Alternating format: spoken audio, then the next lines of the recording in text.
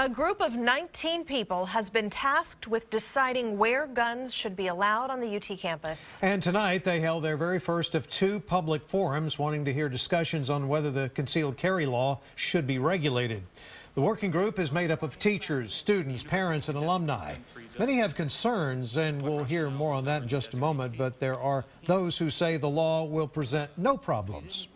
We are not vigilantes. We are not a danger to this campus. We are not the bad guys you read about in the news.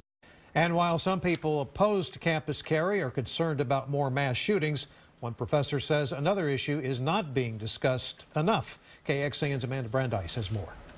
Last March, campus police were called out to reports of a suicidal student on campus.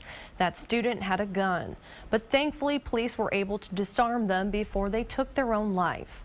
A professor I sat down with fears more guns could make this situation more common. It's a conversation we may not hear enough in our classrooms. I've had a student in my office that expressed suicidal feelings to me once, and my first question was, do you have a gun? Professor Ellen Spiro has signed a petition refusing guns in her classroom, along with about 150 other teachers. They're asking for the strictest interpretation of the law. I think the issue of suicide and mental illness and the presence of guns is the biggest issue, and it's also the hardest to talk about.